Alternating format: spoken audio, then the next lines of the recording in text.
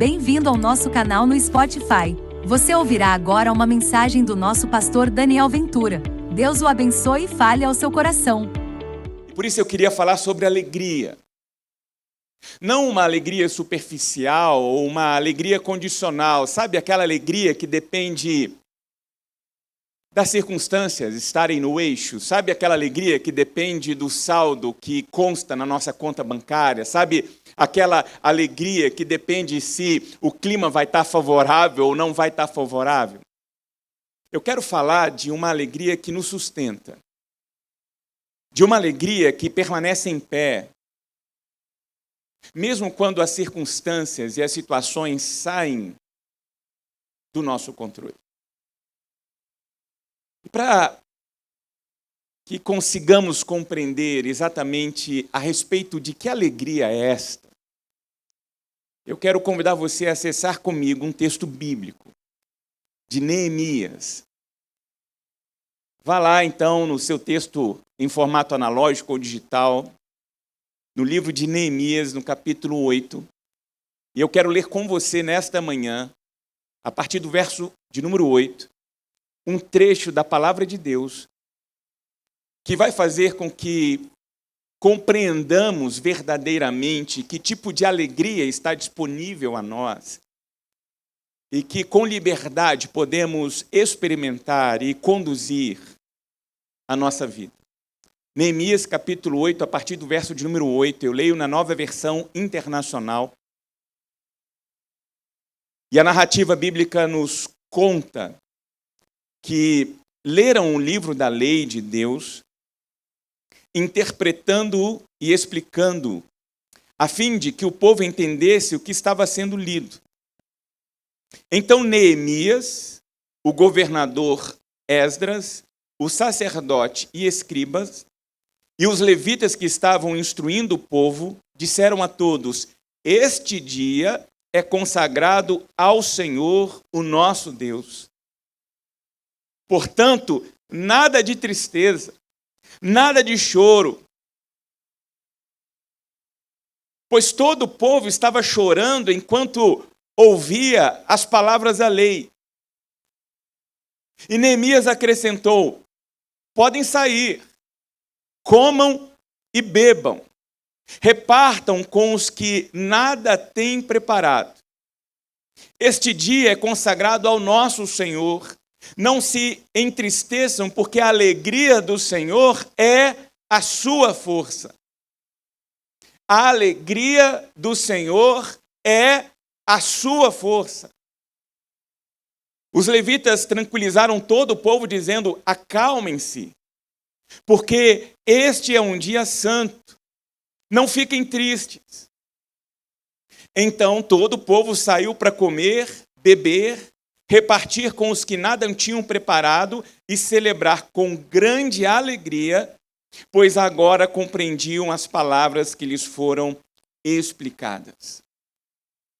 Se você prestou atenção na leitura e acompanhou o que está registrado nas Sagradas Escrituras, no livro de Neemias, você percebeu claramente o que acontece aqui. A palavra é lida. As Sagradas Escrituras são abertas e lidas diante do povo. O povo é alvo da palavra de Deus. Uma palavra que é explicada. Uma palavra que alcança o coração desse povo. E no momento em que essa palavra alcança o coração desse povo, o povo então chora. Põe para fora o conteúdo do seu coração em forma de lágrimas, em forma de pranto. E isso que está sendo dito aqui é extremamente precioso. Porque, grava isso no seu coração, as lágrimas são sinais de vida. Lágrimas são sinais de vida. Há choro, que é choro santo. Há pranto, que é esse movimento da alma voltando ao seu devido lugar. E eu não sei quem e não sei quando imprimiu na nossa cultura, especialmente sobre nós os homens, uma inverdade diabólica de que precisamos reprimir aquilo que sentimos. Especialmente nesta sociedade midiática da performance, todos temos sido colocados a fórceps para conduzir a nossa vida, conduzir a nossa história, reprimindo aquilo que sentimos. E aí nós temos sofrido um aumento significativo das doenças que se somatizam e que vão impactando a nossa interioridade e vão transbordando sobre o nosso físico, sobre o nosso corpo. Aí vem as dermes, aí vem as insônias, aí vem as síndromes, aí vem as ansiedades, as depressões. Porque chega uma hora em que aquilo começa a entrar em estado de ebulição dentro de nós e buscando formas de sair de dentro de nós, de transbordar de dentro de nós. Por isso que nós precisamos, a partir desta experiência do povo, que ao ser impactado pela verdade, por uma verdade que liberta, por uma verdade que cura, se render, se entregar, abrir o seu coração e permitir que os sentimentos que, por vezes, se encontram aprisionados dentro da alma, saiam. E muitas das formas de saída desses sentimentos não são em palavras, são em gemidos, são em lágrimas.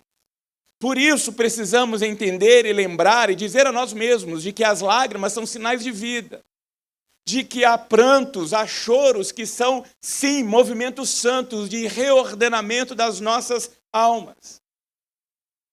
E é aí que vem a virada do texto, quando é declarado em alto e bom som, não apenas para aqueles ouvintes, mas para você e para mim neste dia.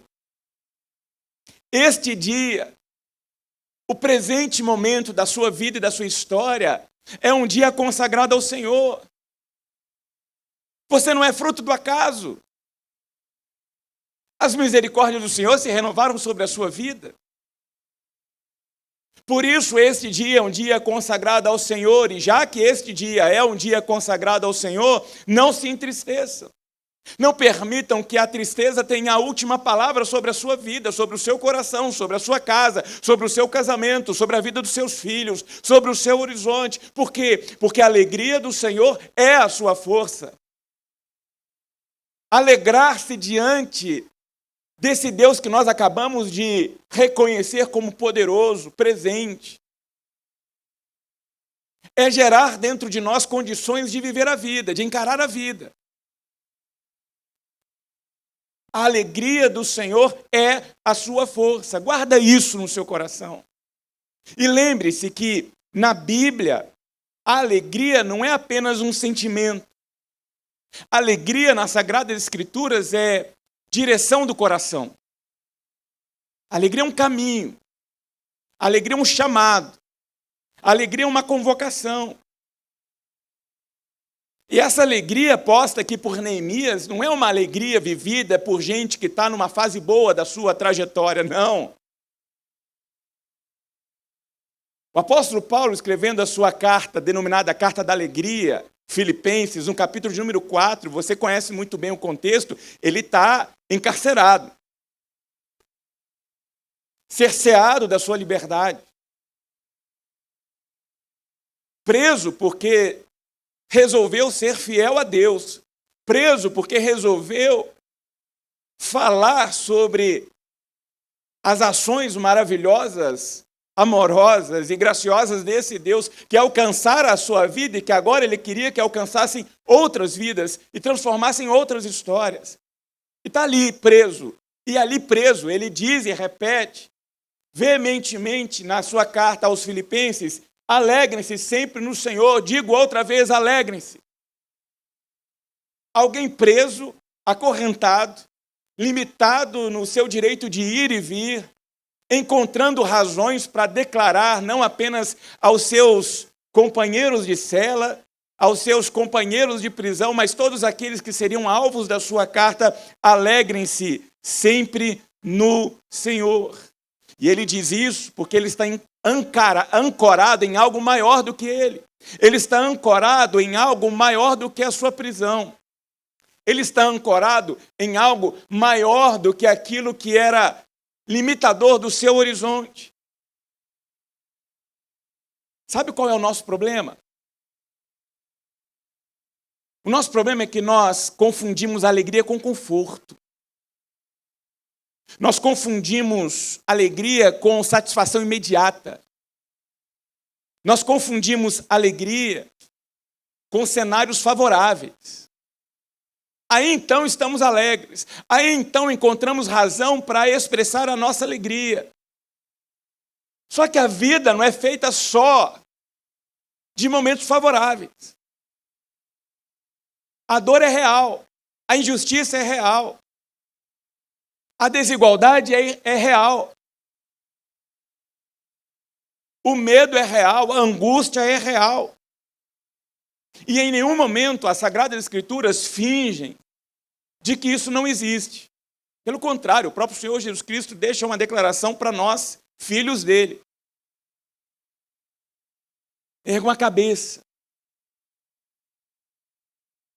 Tenham bom ânimo.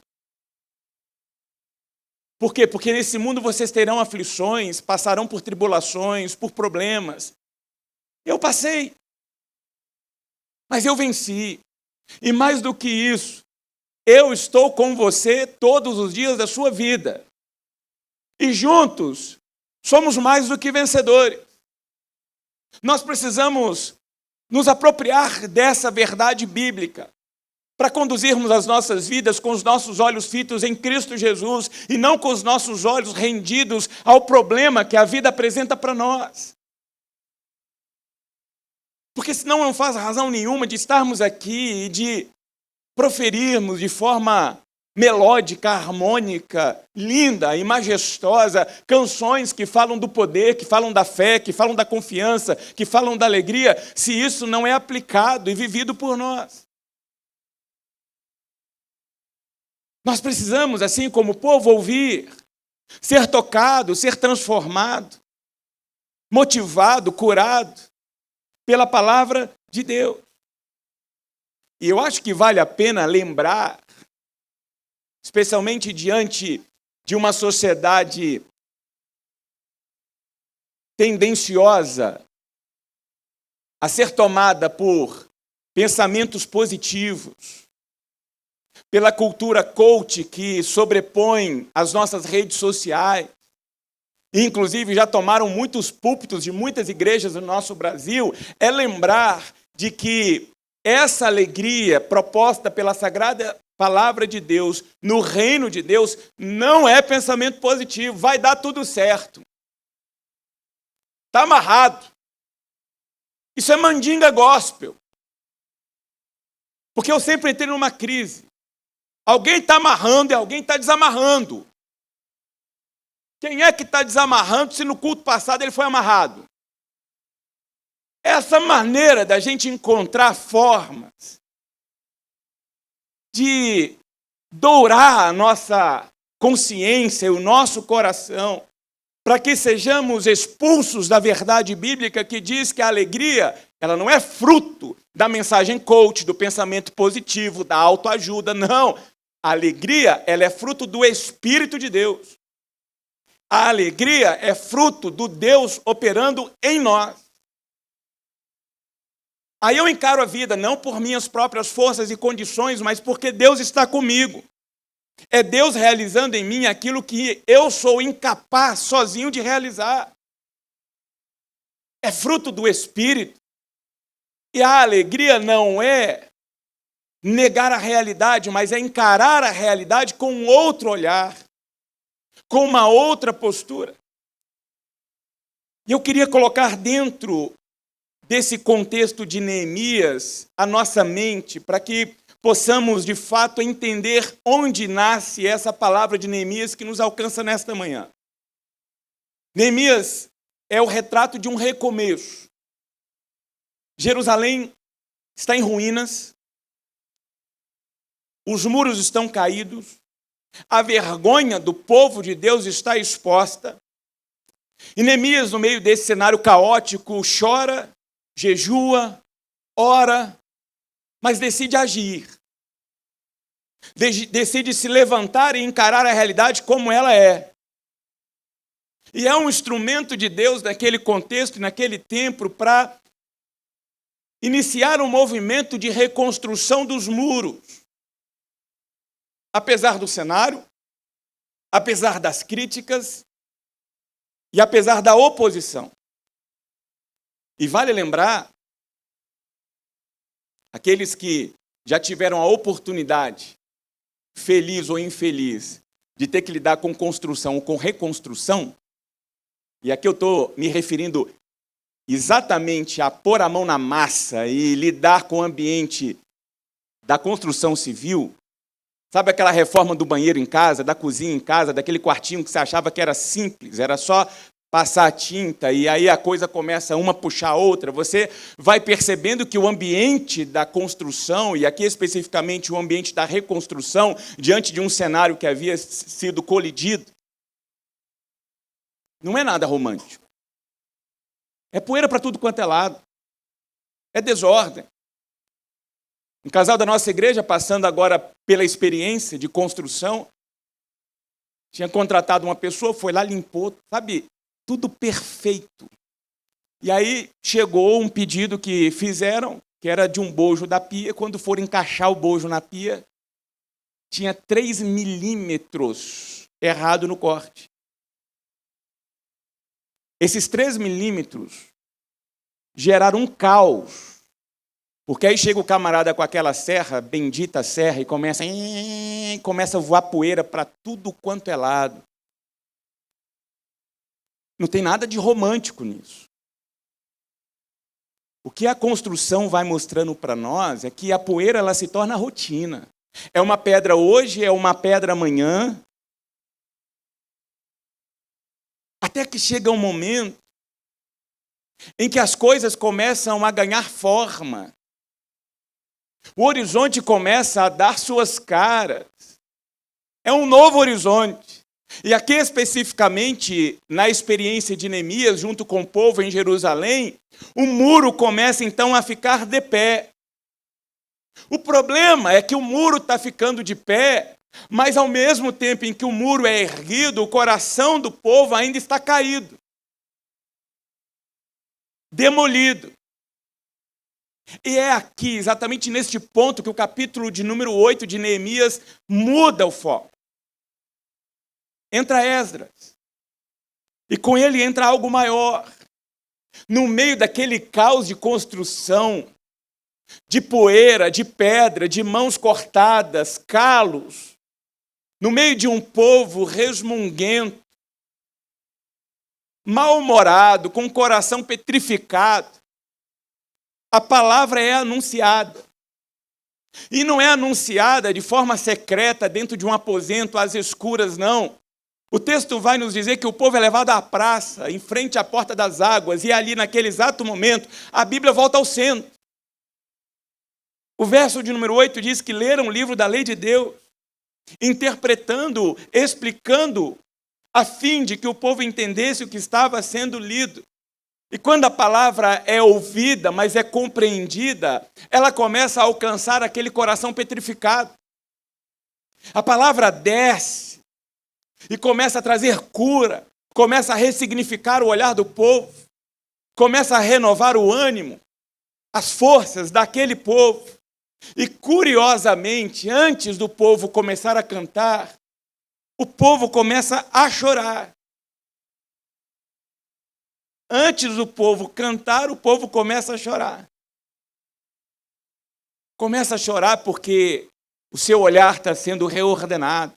Começa a chorar porque eles começam verdadeiramente a olhar para dentro de si e descobrir o que precisa ser curado, o que precisa ser tratado. E aqui eu quero te dar um mapa. Para que isso aqui não fique só como uma mensagem bonita no domingo de manhã, mas de alguma maneira isso aqui nos aponte caminhos para que você e eu possamos percorrê-los, para experimentarmos desta alegria que necessitamos neste tempo desafiador das nossas vidas e das nossas histórias. Não apenas de forma global, de forma nacional, humanitária, mas de forma pessoal, conjugal, familiar. para que possamos verdadeiramente experimentar desta promessa e desta verdade declarada por Neemias nesta manhã, de que a sua alegria seja fortalecida pela alegria do Senhor, para que você, a despeito do que acontece neste exato momento, na sua história, você se sinta sustentado e sustentada pela boa e poderosa mão de Deus. E o primeiro movimento que nos é apontado aqui, para que você e eu possamos executá-lo e vivermos essa alegria, é este. É uma verdade que me confronta. A alegria só começa quando eu me encontro com a verdade de Deus. A alegria só acontece de verdade quando eu sou esbarrado pela genuína palavra de Deus. Porque sem verdade, nós viramos reféns de um auto-engano. E há muita gente vivendo uma autossabotagem. O que é uma vida de autossabotagem? É tentando ser o que não são para dar satisfação para quem não está nem aí para a gente. É a turma que tira foto e coloca na rede social para simplesmente ganhar views e ganhar likes. Mas depois desliga aquele dispositivo móvel e volta para uma realidade nua, crua, dolorosa, pavorosa, que tem sido maquiada e travestida por filtros digitais, afivelando sorrisos quando as almas estão ensanguentadas, chorosas, dolorosas. Famílias que se unem num elo digital, mas que já estão fragmentadas há tempos. São mãos que se juntam apenas em tempos de ajuntamento social, quando estão em família, tomando um almoço, uma refeição juntos, quando estão no tempo de Natal, quando todo mundo se reúne, quando vão à igreja para que todo mundo veja e acredite que nós estamos muito bem. E sendo que, na realidade, quando a gente volta para a nossa vida, para a nossa dinâmica, para o nosso cotidiano, nós vamos percebendo que estamos cada vez mais dentro de um abismo mais profundo e cada vez mais profundo. Por isso que precisamos ser confrontados com uma verdade que realinhe o nosso coração, a nossa visão, para que possamos ser sinceros e honestos com as nossas vidas e com as nossas histórias, e não reféns de uma narrativa que nós criamos para tentar sobreviver e dar satisfação para os outros. Jesus disse: vocês conhecerão a verdade vos libertará. Não há como sermos esbarrados pela palavra de Deus e continuarmos do mesmo jeito, não há. E a liberdade que nos é colocada na palavra de Cristo Jesus é a liberdade do teatro. É a liberdade de uma vergonha escondida. É a liberdade para que possamos andar com as nossas cabeças erguidas em qualquer tempo, em qualquer momento, em qualquer espaço. Por quê? Porque já fomos curados, já fomos tratados, não há nada mais para ser exposto. Aquela ferida não nos machuca mais. Há uma cicatriz que nos leva à lembrança de um tempo de dor, mas que foi tratado, que foi curado. E que nos faz agora adotar uma nova postura diante da vida. O povo chora. Chora porque a sua consciência acorda. Chora porque vem à tona o que incomoda, e ao mesmo tempo em que vem à tona a verdade com a qual aquela vergonha encara, começa a tratar, começa a curar. E às vezes nós precisamos disso hoje.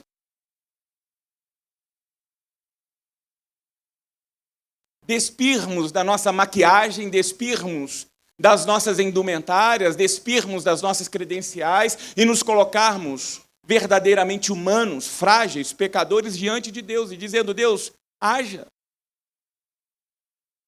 Cumpra em mim o teu querer. Eu quero encontrar o propósito que o Senhor tem para a minha vida, para a minha história, para a minha casa. Por isso eu quero colocar isso diante do seu coração. Se a verdade te visitar, não fuja. Encare. Se no momento em que Deus, de alguma forma, se manifestar diante da sua vida e expor aquilo que está dentro do seu coração, tenha a coragem de se colocar ali e permitir que a verdade te cure, que Deus te restaure. Se você precisar chorar, chore, chore, chore, grite, Exponha os seus pavores em palavras. Se não conseguir, exponha em gemidos, em gritos, mas põe para fora. Faça isso diante de Deus. Faça isso diante de Deus com a palavra aberta, porque a palavra de Deus ela é viva, ela é eficaz. Ela cura. Ela reordena o nosso coração. Isso não cai do céu. Isso não é fruto de movimento místico, gospel, não. Isso é fruto de disciplina, isso é fruto de entrega, isso é fruto de desejo pessoal para que aquilo aconteça. Você precisa querer. Você já fez aquela experiência de tem alguém ao chão, você quer levantar a pessoa, se a pessoa não quiser levantar, você não vai levantá-la. Agora, se aquela pessoa que está ao chão tiver um mínimo de desejo para se colocar em pé, você apenas se torna uma escora para que ela se coloque em pé. A pergunta é, você quer se colocar em pé? Você quer viver uma novidade de vida? Você quer viver os propósitos que Deus tem para você? Ou você quer continuar estirada ao chão, lamentando pela vida, pelo que deu errado, pelo que não deu certo? Ó vida, ó céu, ó azar.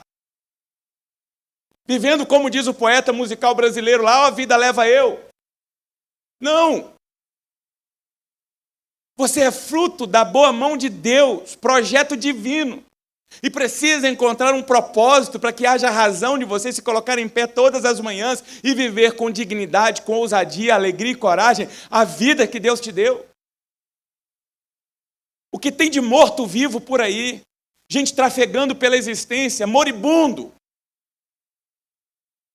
esperando a vida acabar, reféns de uma rotina. Isso é um desperdício da história. Isso é um desperdício do dom divino, do fôlego da vida. Nós precisamos reordenar os nossos corações, sermos honestos, sinceros. Levantar a mão e dizer, está doendo. Levantar a mão e dizer, preciso de ajuda. Levantar a mão e dizer, estou perdido, estou perdida. Gritar, bravejar, desabar. Porque lágrimas sem verdade, sem autenticidade, é só um desabafo. Agora, quando a lágrima é acompanhada de arrependimento genuíno, de verdade, isso se transforma em arrependimento, em mudança de postura, uma nova conduta. O povo chora. Chora inicialmente porque começa a focar naquilo que perderam. Aí Neemias dá um grito e fala assim, opa, está tudo errado. Vamos festejar. Vamos festejar. Vocês estão olhando de forma errada. Eu quero que você imagine, e eu não... Alguém tem uma caneta aí? Uma caneta, obrigado. Ninguém tem uma folha em branco aí também não, né? Tem, chegou. A minha equipe é espetacular. Esse é o problema de fazer ao vivo, né? Você não planeja o negócio, né? O que você está vendo aqui? Um circo. Esse é o nosso problema. Por que a gente não diz assim, eu estou vendo uma folha em branco?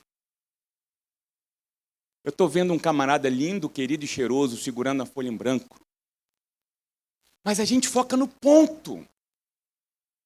O nosso olhar é tomado e direcionado para um fragmento. São as pessoas que querem olhar para a vida a partir de um ponto. E tem pessoas que tomam decisões importantes da sua vida olhando para o ponto. Pessoas que desistem porque estão olhando para o ponto. Pessoas que dão cabo da vida porque decidiram olhar para o ponto. A nossa vida não é um ponto. A nossa vida é um projeto de Deus que começa aqui e se estende à eternidade. E os planos que esse Deus tem para nós, diz o profeta Jeremias, no capítulo 29, verso 11, são planos extraordinários, maravilhosos, bondosos, para trazer a alegria do Senhor ao nosso coração. E aí Neemias está vendo o povo chorar, o povo se lamentar, por quê? Por conta daquilo que perderam, e diz o seguinte: olha, pare de olhar o ponto. Vocês estão olhando para meio copo vazio, olha meio copo cheio. Ressignifica o olhar de vocês. É igual a história de dois camaradas que estão diante do gigante. E aí um olha para o gigante e diz assim: pernas para quem te quer, você acha que eu vou encarar um camarada desse tamanho? E aí o outro, diante do mesmo gigante, olha e diz o seguinte: maravilha, é muito bom que esse camarada seja gigante, sabe por quê? Porque não tem como errar a pedrada. É outra forma de enxergar o mesmo cenário. Tudo tem a ver com o nosso olhar. E aí Neemias olha e diz o seguinte: olha, comecem a focar naquilo que Deus está olhando. Comecem a focar naquilo que Deus está fazendo, porque Deus está restaurando. Para de olhar aquilo que vocês perderam e comecem a olhar para aquilo que Deus está reescrevendo. Pare de olhar para o pontinho, olha para uma página em branco, porque todas as manhãs Deus coloca nas nossas mãos uma página em branco para reescrever a nossa história e para que sejamos hoje melhores do que nós fomos ontem. Esse é o modus operandi do nosso Deus, do nosso Pai, do nosso Abba, do nosso Senhor. Então o primeiro movimento é este: se disponha a ser esbarrada pela verdade, por uma verdade que nos confronta, mas que ao mesmo tempo nos coloca, e aí é o segundo movimento, diante de uma graça que nos cura.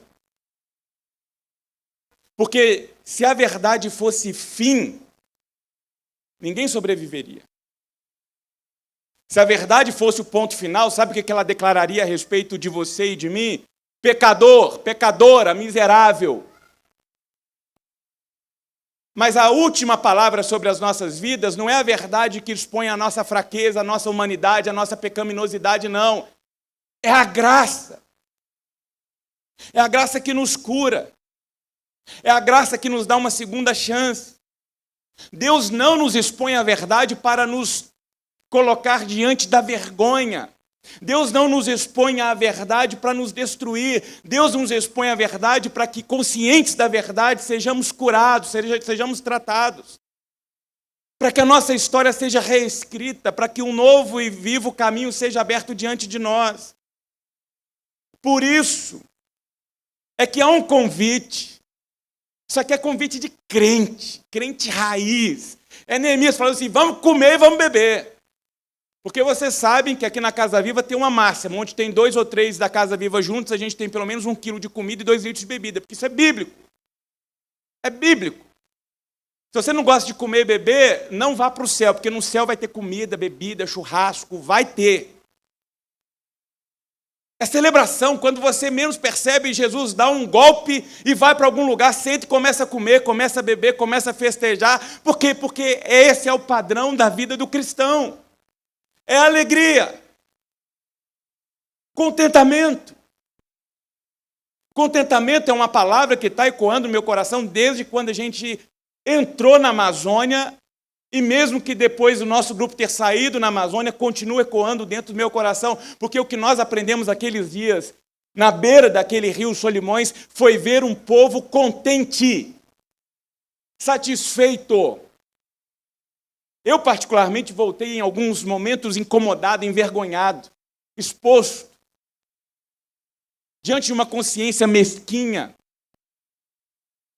gananciosa, porque nós temos muito mais do que a gente precisa, a gente continua correndo que nem maluco e que nem maluca para tentar ter mais daquilo que a gente não precisa. E aí vamos para lá, achando que nós somos os lordes do Brasil, entrando numa comunidade, achando que somos os messias. E aí a gente encara um povo que olha para nós e diz o seguinte: nós somos felizes, alegres com aquilo que nós temos. A única coisa que nos falta e que dói o nosso coração é amor. Amor. É um povo que já ressignificou a mente, o coração, aprendeu a olhar para a vida com os olhos certos, a entender que o que vale, dinheiro não compra, o que vale a gente não toca. E nós precisamos ser lembrados disso. A gente precisa, vez por outra, ir lá para a comunidade ribeirinha para reaprender a viver a vida. para reaprender a viver a vida. E que tem de gente saindo de Manaus para ir para a comunidade ribeirinha porque estão descobrindo a maneira correta de viver a vida. Sabe qual que é o bem mais precioso hoje? O bem mais precioso hoje, as pesquisas estão apontando isso, se chama tempo. Tempo. Eu não sei se já te disseram isso, mas a vida que você possui é uma só. Você não está no ensaio para chegar no final, descobrir o que deu errado, voltar e refazer. Eu e você estamos cada dia mais distantes do nosso berço, do nosso ponto de nascedouro, do nosso Gênesis, e cada vez mais próximos do nosso ponto final. O nosso problema é chegar aqui nesse ponto final, olhar para trás e descobrir o seguinte: o que eu fiz com a minha vida? O que eu fiz com o meu tempo? Não volta.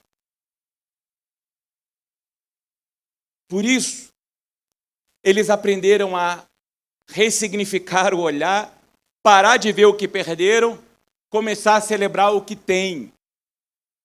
O que Deus está restaurando. E aí vem o Papai do Céu, de forma espetacular, e nos entrega de forma graciosa uma manifestação do seu amor que não nega o erro.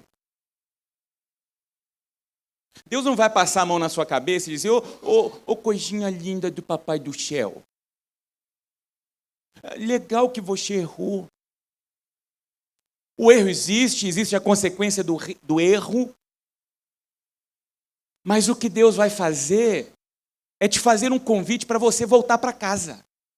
Porque qual que é o problema do erro? O erro, ele é consequência de um distanciamento. Grava isso no seu coração. O que é pecado? Pecado é matar, pecado é roubar, pecado é isso. Não. A origem, a mãe de todos os pecados, o pecado máter, chama arrogância, autossuficiência, orgulho. Inclusive, nos 7 pecados capitais, o pecado mãe é o orgulho. Foi esse pecado que fez com que a humanidade, representada por Adão e Eva, em conexão com Deus, resolveu o seguinte: eu sou, eu posso. Aí resolveu desconectar da fonte da vida, dizendo o seguinte, com arrogância: eu vou viver. Eu uso esse exemplo porque eu acho que ilustra bem, né? Aquele ventilador que se desconecta da tomada, olha para a tomada e fala assim: eu vou ventar sem você. Tem aquele residual, que vai ficar ali. Nós estamos vivendo o residual. Porque vai chegar uma hora que vai parar. Por que vai parar? Porque a morte vai dar suas caras sobre nós. E vai dar as suas caras sobre nós, sabe por quê? Porque nós decidimos, de forma arrogante, a nos desconectarmos da fonte da vida. Aí vem Deus na história, se manifesta na pessoa de Jesus Cristo, abre um novo e vivo caminho e fala assim para você e para mim: olha, volta! Volta! Vocês ainda vão viver a consequência. A consequência é morte. Mas se vocês decidirem voltar, a morte não terá a última palavra. A última palavra é ressurreição. Aí quando vocês fecharem os olhos para essa realidade, vocês abrirão esses olhos na minha presença para sempre. Essa é a verdade. Isso nos cura. Por que nos cura? Porque nós não estamos mais tocando a nossa vida com os nossos olhos fitos aqui e agora. Agora nós estamos conduzindo a nossa vida, a nossa história com os nossos olhos fitos em Jesus Cristo. Na esperança de logo, logo estarmos juntos dele e vivermos com ele, num grande banquete, comendo com ele, bebendo com ele, celebrando com ele eternamente. Então, quando a injustiça, quando qualquer situação ou circunstância não esperada bater a porta da sua casa, dê uma gargalhada e diz o seguinte: olha, a última palavra não é sua. Eu vou te encarar, nós vamos rolar nesse chão juntos aqui. Você pode me arranhar, você pode tentar me derrubar, mas eu vou te dizer uma coisa: nem que você tente acabar com a minha vida, acabar com a minha história, quem tem a última palavra sobre mim é Deus. É Deus. Enquanto eu viver, eu vou viver amando esse Deus, honrando esse Deus. E quando esse tempo aqui acabar, é lucro para mim. É lucro. Por quê? Porque aí o poder de Deus virá sobre mim, me tirará do mundo dos mortos, me colocará em pé diante do autor e consumador da minha fé. Olha, quando a gente começa a viver a vida com esse olhar, a partir desta perspectiva, tudo muda. Tudo muda. Terceiro e último movimento. Conscientes disso, nós adquirimos uma vocação que começa a conduzir os nossos passos. Porque Neemias não termina em uma emoção bonita. Ele volta para a cidade, ele volta para o muro, ele volta para a realidade, ele volta para o amanhã que ainda nasceria. Ele continua vivendo a vida. Ele não se rende, ele não se entrega. Tem gente que transforma a dor em endereço. Tem gente que transforma o trauma numa moradia. Se liberte disso em nome de Jesus. Seja curado disso em nome de Jesus. Abra as janelas da profundidade mais íntima da sua alma e deixe a luz de Deus entrar. Brilhar em você para que te dê novos olhos. Uma nova consciência. A consciência de entender que a dor no reino de Deus ela é passageira. A dor no reino de Deus ela é passageira. Nós vamos experimentar em breve de um tempo que não haverá mais manifestação de dor, de injustiça, de crueldade, não haverá mais. Nós já sabemos o final da história. Essa é a beleza. Se você já sabe o final da história, você pode tranquilizar o seu coração. A gente já sabe onde tudo vai dar. Para que então vamos ficar atemorizados, rendidos? Ó vida, ó céu, ó azar. Agora. Não, é para dar gargalhadas, é para celebrar, é para festejar, sabendo o seguinte, é olhar para a morte e rir da morte, é olhar para a injustiça e rir da injustiça, é olhar para a desigualdade e rir da desigualdade, e ter o seguinte, ó, vocês já foram derrotadas, Jesus Cristo cumpriu a sua vocação e o seu chamado na cruz do Calvário, Ele tem a última palavra. E aí Ele derrama sobre nós essa vocação de um novo olhar, de uma nova postura, por isso que a minha pergunta é, qual é o seu amanhã? Qual é o seu horizonte? O que você precisa reconstruir na sua vida, no seu casamento, na sua casa? Qual a conversa que você precisa ter e você está adiando, postergando? Que hábito você precisa cortar? Porque enquanto você está aqui, você é responsável por sua vida e precisa tomar postura de homem e de mulher de Deus. Honrar a esse Deus que com amor se entregou por você. É um mínimo. A alegria é saber qual pedra você carrega e por que você carrega essa pedra. Então você precisa conscientemente entender de que sim, há ainda esforço necessário para ser empreendido na sua vida. Há pedras que você precisa ainda carregar sobre o seu lombo. Sim, porque nós ainda estamos nesta realidade. E vamos fazer isso para honrar o nome de Deus e sermos úteis do reino de Deus, porque esse é o propósito da nossa existência, é ajudar o rei a estender o reino dele sobre a face da terra. É por isso que nós estamos aqui. Isso aqui não foi feito para fazer chamego ao seu coração, para cuidar do seu bem-estar. Isso aqui é criado como igreja, como reino, para ajudar Deus a continuar cumprindo o propósito dele. E quem ajuda o rei a estender o reino é você. Você. Somos nós. E Deus está nos concedendo como igreja, como casa viva, um novo tempo, um novo momento de reconstrução, de expansão. Para quê? Eu vou ser muito sincero com você. Eu não pedi isso. Eu não procurei isso. Essa semana eu tive com uma pessoa da nossa igreja conversando, falei assim, eu não pedi isso. Mas Deus está nos empurrando para um novo tempo, para um novo momento, para um novo local. Com qual propósito? Tem a ver com Ele, tem a ver com os sonhos dEle, tem a ver com o que Ele quer fazer em Itaipava através das nossas vidas. Foi Ele quem escolheu, não fui eu que escolhi. Humanamente falando, é arrumar sarna para coçar, como dizia minha avó. Mas eu estou aqui para cumprir o propósito de Deus, eu estou aqui para encontrar sentido e a razão do porquê estou e estamos aqui. Quantas pessoas você conhece que você gostaria que fossem esbarrados pela graça, pela alegria de Deus, pessoas que você gostaria de ver rendidos e experimentando da paz que excede todo o entendimento? Esse é o nosso campo de missão. Nós somos uma forma carinhosa de Deus se manifestar e ajudar a dissipar as trevas ao nosso redor, a reconstruirmos muros, a reconstruirmos histórias. É para isso que Deus está nos movimentando. Deus quer, através da sua vida, da minha vida, reconstruirmos novas histórias, novos horizontes nesta cidade. Quanta gente hoje cansada, esgotada. Quanta gente hoje vivendo de menos. Sabe, uma subvida. E nós estamos aqui para mostrar e para ajudar essas pessoas a ressignificar o seu olhar. Sabe, aquele tipo de gente que a agenda é que manda, as demandas é que mandam, as mensagens é que mandam, a rotina do trabalho é que manda. Aí quando tudo isso começa a mandar, o coração vai perdendo espaço, a alegria vai ficando sufocada, o brilho vai sendo obscurizado. E talvez aqui neste auditório haja alguém cujo muro de pé ao redor do seu coração esteja sendo um obstáculo de enxergar aquilo que Deus deseja fazer. Pessoas que por dentro do seu coração estão em ruínas.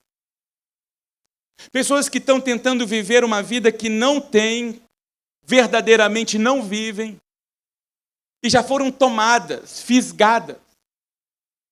Deus não quer apenas te abençoar, te dar coisas. Deus quer te devolver humanidade, Deus quer te devolver dignidade, Deus quer dar para você razão para viver a sua vida. Deus quer que você experimente esta verdade de que a alegria dele seja a sua força. E entenda uma coisa, essa alegria não é combustível que você queima para correr, que você queima para viver a vida. Essa alegria é uma fortaleza onde você se refugia quando a vida se agiganta, quando a vida tenta subtrair o seu fôlego. Então você vai sair daqui nesta manhã e não vai negar mais a sua dor. Mas também você não vai se submeter a ela, porque a sua dor não é senhor da sua vida. Quem é senhor da sua vida é Deus. Quem é senhor da sua história é Cristo Jesus. Então você vai encarar a sua realidade agora de mãos dadas com o Espírito Santo de Deus, dizendo o seguinte: olha, eu estou pronta para encarar você, porque aquele que está comigo é maior do que você. É isso que você vai fazer. Porque a nossa alegria não nasce porque o muro ficou pronto, ficou bonitinho. Sabe onde nasce a nossa alegria? É saber que no meio de tudo aquilo há um Deus que não desistiu da gente. Deus não desistiu de você. Deus não desistiu de você, nem de você. Em Cristo Jesus, Deus entrou nas nossas ruínas. Em Cristo Jesus, Deus carregou as nossas culpas. Em Cristo Jesus, Deus tem sustentado o nosso coração.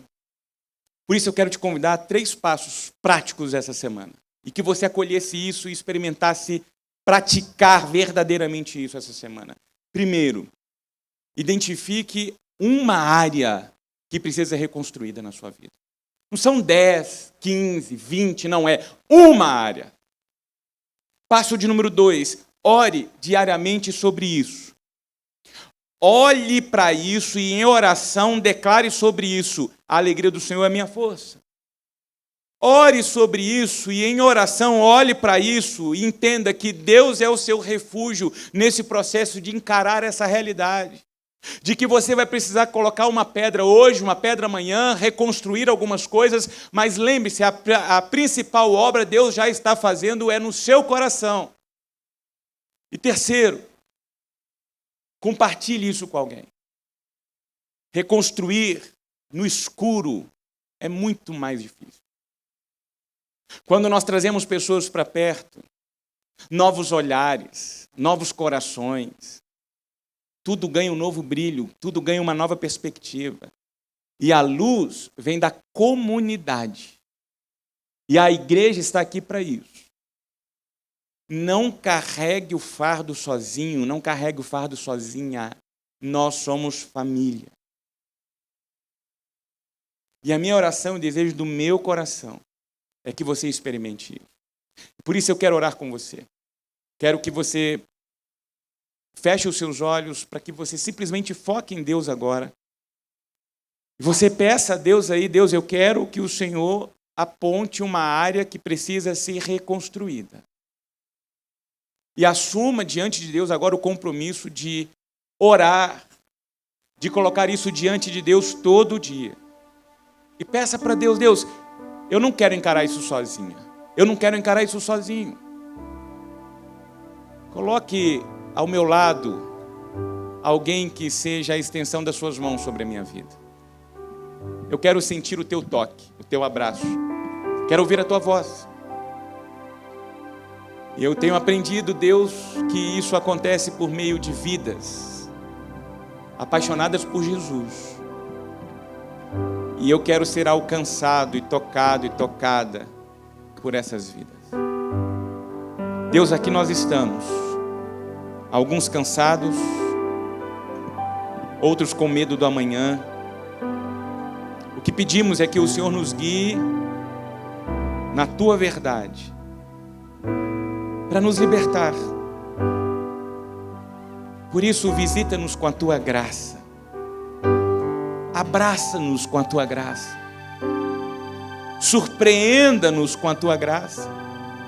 Erga-nos com a tua graça. Cura-nos com a tua graça. Ressignifique o nosso olhar com a tua graça.